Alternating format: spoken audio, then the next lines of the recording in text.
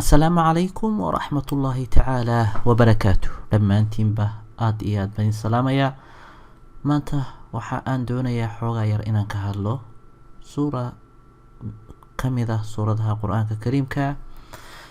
intaanan suuradda ka hadlin, suuradan waxyaabaan u keenay waxaa ka mid tahay yacni higaada, qaabka higaada aynu barano iyo qaababka qur-aanku u qoran yahay.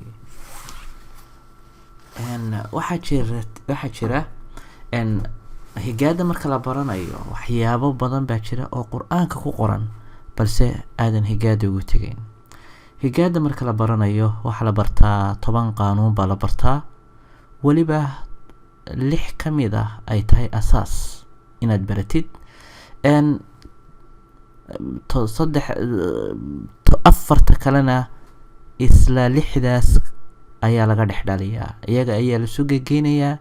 marka iyaga ayaa isugeynta la isugeynayo ayay noqonayaan 4 qaanuun oo kale. marka 10 qaanuun ayaa higaada lagu koobaa. qaanuun kasta waxaad qaadan kartaa hal maalin haddii maskaxdaadu ay furan tahay oo aadan jirin yacni mashquul kale oo aad fahankaagu uu yara fiican yahay. halkii mar qaanuun ayaad qaadan kartaa. maalintaasi qaanuunka markaa soo dhamaysa, qaanuunka labaadi waxaad qaadanaysaa maalinka ku xiga. gabigiisaba higaada inta badan aad iyo aad uma badna inta lagu barto. waxaa lagu bartaa 20 casho, 30 casho, 15 casho ayaa lagu baran karaa, maadaama ay wuxuuba qawaaniin ay yihiin oo 10 qaanuun uun ay kala yihiin. qur-aanka kariimka ah markaan usoo jeesano dhanka qur-aanka, hadda suuradan horteyda ka muuqata waxaa la dhahaa suuratul anfaal. keliya anfaalba inta aan ka tago, bisinka halkan ku qoran, yani bisinkan halkan ku qoran oo halkan ka muuqda, ayaa arki kartaa in isaga laftigiisu uu u baahan yahay in ardayga ama ardayada ay si fiican u fahmi karto qaabka uu qoran yahay. waxyaabaha higaada ku jira balse aan qur-aanka ku jirin waxaa ka mid ah waxyaabo loo yaqaano in yacni waxyaabaha laga boodo. waxyaabo badan baa laga boodaya oo haddana kitaabka qur-aanka kariimka ku jira. tusaale, kitaabkani hor yaalla kuwa laga boodayo wuxuu ka dhigaa midabka noocaasa. ma fahmi karo midabkaasi magaca aad u taqaanid, balse anigu waxaan u aqaanaa midabka sibidhiga. midabka noocaasi waa midabyada ama waa xarfaha laga boodayo. marka waxaad arki kartaa xitaa bisinka inuu leeyahay isla midabkii laga boodayay. yacni arrintaas waxay la micno tahay in xuruuftaasi aan lagu dhawaaqi doonin. qaabka aan odhanayo waxa weeyaan bis waa bi oo ba'daasa iyo siinka oo aad arki kartid. marka midabka noocaasa, waxa noocaasi qur-aanku waxa uu yaqaanaa waxa higaad ahaan loogu qoro qaab noocaas oo kale ah. qur-aanku isagu qaabkaasuu qoraa. marka way isku reeban yihiin, waa bis iyo miimkaas hoos dhigan. sidaas daraaddeed kan waa laga boodi doonaa, kanna waa laga boodi doonaa.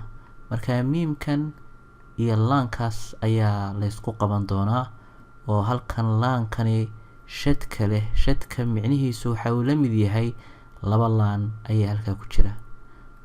marka miim 2 laani midka hore waa la reebayaa, midka dambena waa la kordhigayaa. kordhiga halkaas sare ku yaala ayaa markaa loo isticmaalayaa.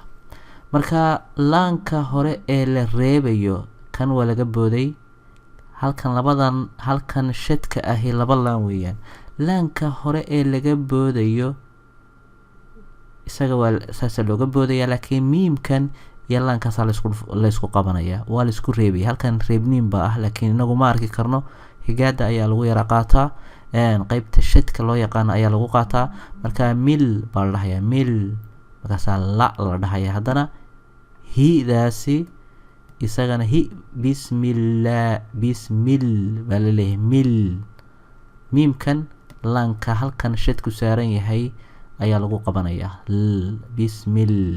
mil baa laleeyahay markaas haddana laahi haye hidaasi iyadana waxaa lagu qabanayaa ra'daas oo waxaa laga boodayaa kan iyo laankaasba waa laga boodayaa hidaasi ra'daasa lagu qabanaya waxay noqonaysaa hir markaas haddana ra'daasi kordhiga wadata hir marka la dhaho hir markaasaa la dhahaya haddana ra'daas haddana xaadaa lagu sii qabanaya markaase waxay noqonaysaa rax marka inta aan isku soo akriyo bismillaahir hir baan dhahayaa haydan iyo ra'dana isku qabanaya kabacdina rax baan haddana sii dhahayaa kabacdina markaasaan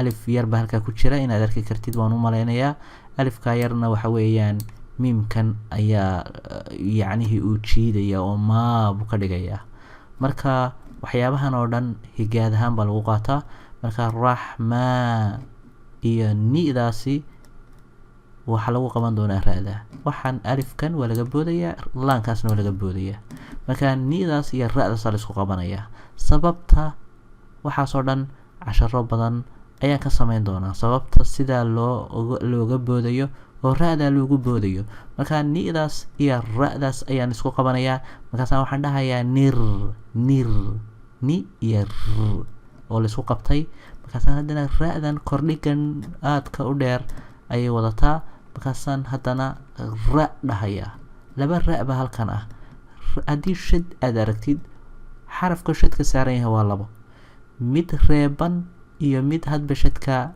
waxa dul saaran noqonaya tusaalahaan shadka waxa dul saaran kordhig marka halkani laba baan idiin idhi ra'da hore way reeban tahay mar walba waa la reebaya ra'da hore ra'da dambe xarakada ay qaadanayso waa xarakada shadka ka sareysa ama xarakada shadka marka ay isla socdaan marka reeban iyo kordhigan bay noqonaysaa marka nir baan dhahayaa ra'dii reebnayd baan iyo nuunkan isku qabanayaa nir baan dhahayaa ra'dii kordhignayd baa markaa dhawaaqi doonta oo baan dhahayaa haddana mar labaad markaas haddana raxiim markaa qaabka aan bisinka ugu dhawaaqi doono waxay noqon doontaa sidaatan bismillaahiraxmaaniraxiim qaabkaasaa loogu dhawaaqayaa halkan waxaad aragtaa suuratu anfaal suuraddan waxaa lagu dhawaaqayaa intan horta caadi ahaan baa lagu dhawaaqayaa yas'aluunaka haye canil halkan waxaa laga boodayaa kaasaa laga boodayaa ca iyo nuunkaa hoos dhigan laankaasaa lagu boodayaa canil baan leeyahay haddana anfaal baan leeyahay oo midabkan cagaarka ah ama midabkan akhtarka ah hadba alif yacnihi hadduu akhtar yahay cabaar baa la dhahaya marka canil sababta qaabkaa loo leeyahay nuunkan kor ma lahaa reebniin wax reebniina ma laha haddii aanu nuunkan wax reebniina lahayn qaab noocaas oo kale ayaa lagu dhawaaqayaa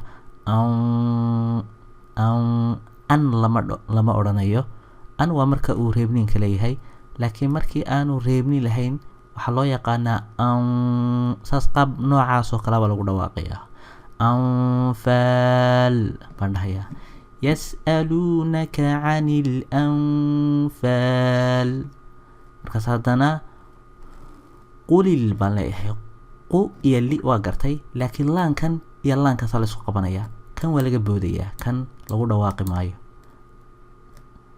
xilli ma lagu dhawaaqi doonaa waxyaabahaas oo dhan casharo ayaan ka samayn doonaa insha allahu tacaala markaa qulil anfaalu haddana lilaahi baan leeyahay laankan hoos dhigan iyo laankana marka hore isku qabanaya lil baan isku dhahayaa markaas haddana laahi dhahayaa lilaahi haye wowgan iyo ra'daasaan isku qabanaya oo waxaan ka boodayaa labadaa hadda xariiq u saaran yahay waa ka boodayaa warrasuuli weeyaan sooma war baan dhahaya war oo alifkan iyo laankan waan ka boodayaa والرسول انت مركان استعماله حدنا فأداسي يتعدى سنسو قبانيا ألف كم كبودي حريقة ساريه فت بانده فأدا يتعدى سنسو قبانيا شد بيلاد هاي شد كوحو لمعنيه هاي حرف كشد كساريه والابو مدى هوري والريبيا لكن سميدة لبادي ولا كردقيا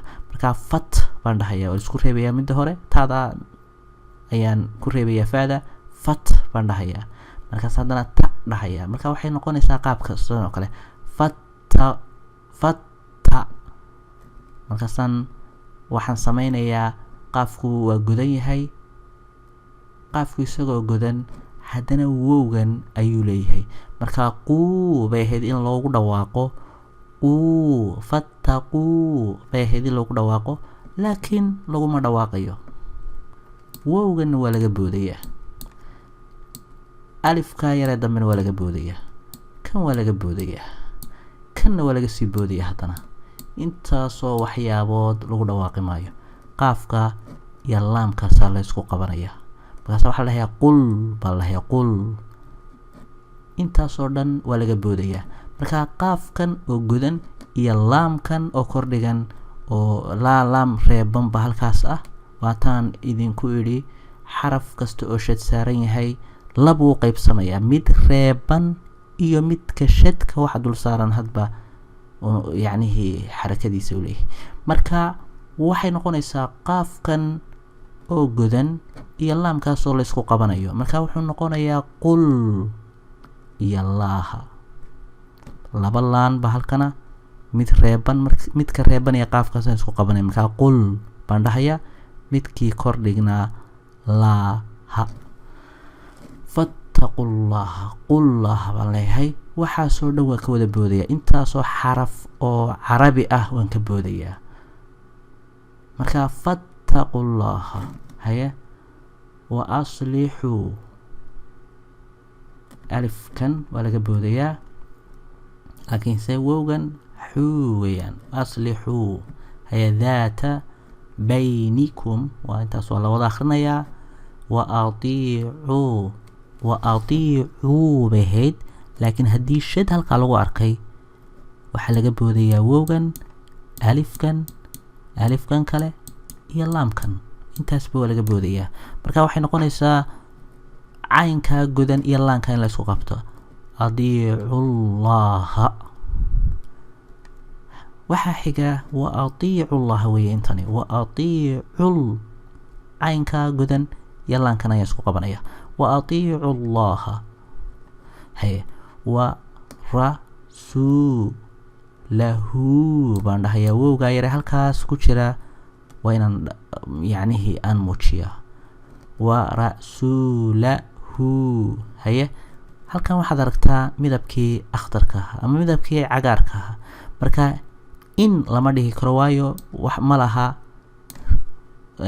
reebniinka marka in baan dhahayaa in haye tanna ma laha laftigiisa maxaan dhahayaa kun baan dhahayaa kun ma dhahayo kun ma dhahayo in kuntum marka ta'daasi miim baa xiga miimkii miim kale ayaa isna xiga marka miimkan waan ka boodayaa waxaan ku boodayaa taadaasi oo reeban iyo miimkan isku reebayaa miimka laba miim baa isna halkan ah haddii shad ay leeyahay waa laba miim reeban iyo miim godan tum baan dhahay markaa taada iyo miimkan isku reebayaa tum markaasaan haddana mu'miniin dhahayaa alifka yar qaabka lagu dhawaaqo isagana higaadaha aan bixiyo ayuu ku jiraa marka qaabka lagu dhawaaqi doono isagana ayaa waan sharixi doonaa aan isku soo akhriyo bismillahir rahmanir rahim yas'alunaka 'anil anfal قل الأنفال لله والرسول فاتقوا الله وأصلحوا ذات بينكم وأطيعوا الله ورسوله إن كنتم مؤمنين. qaabkaasaa loo akrinaya. marka higaada qur-aanka iyadu waxay ka dambeysaa marka higaada caadigaa soo baratid.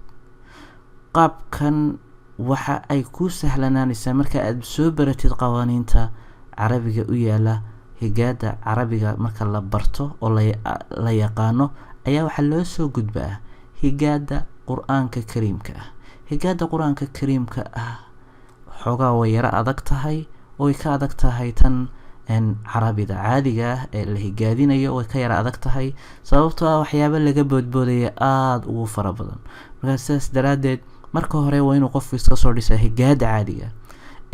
higaada markuu iska soo dhiso markaa wuxuu imanayaa xilli uu higaadan ay aada ugu fududaan doonto.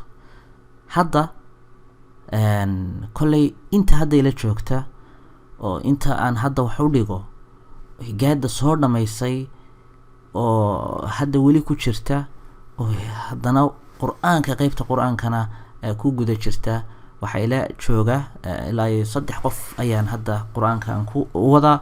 laakiin ama berri ama saa dambe meelahaas ayay soo afmeeri doonaan qeybta higaada qur-aanka. marka qeybtii hore way dhameeyeen, qeybtana waa soo gabagabeyn doonaan. waxa weeye qur-aanka in higaada inta badan waxaa loo bartaa sidii aad qur-aanka kariimka iyo xadiista nebiga sallallahu alayhi wasallam aada u baran lahayd, sidii aad adigu u kacsan lahayd oo u higaadin lahayd. marka kuma baro la kordhigay iyo la goday. marka carabiga laga hadlayo tan oo kale yas'aluunaka waxay noqonaysaa ya fatxa ya asignaas yes a fatxa a yas'a ludumalu yas'alu aw signa aw yas'alu na fatxa na yas'aluuna ka fatxa ka yas'aluunaka. waa adag tahay oo waa dheer tahay. soomaaliguna isaguba kasii daran. wayna tidhaahdaa yas'aluunaka yaa la kordhabay qaab noocaas oo kale ilaa uu qofku ku wareerayo. labadaa midkoodna kuma dhigo. waxa weeyaan higaada oo sideeda ah ayaan abaaraa insha allahu tacaala. in badan hadda ma aanan soo gelin waxyaabo badan ma aanan soo gelin insha allahu, laakiin waxaan rajeynayaa in aan usoo firaaqo aan soo heli doono oo halkaan kasii wadi doono. maanta intaa yar ayaan maqdaca yar qofkii ka faa'iideysanaya ayay yani muhiim ku tahay. marka dad aada fara badan ayaan arkay oo ka cabanaya qaabkii qur-aanka, ama aan arkayo laxniga qur-aanku aada inuu fara badan yahay. sababta waa maxay? waxay garanayaan ba laga yaaba higaadii caadiga, balse waxaanay aqoon higaada iyo qaabka qur-aanka kariimka ah laysu raaciyo. marka insha allahu tacaala waxaan ka dhisi doonaa arday aada u fara badan qaabka qur-aanka loo akhriyo. halkaasaan kusoo afmeeri doonaa. waxaan idin leeyahay dhammaantiinba salaamullahi calaykum waraxmatullaahi tacaala wabarakaatuh.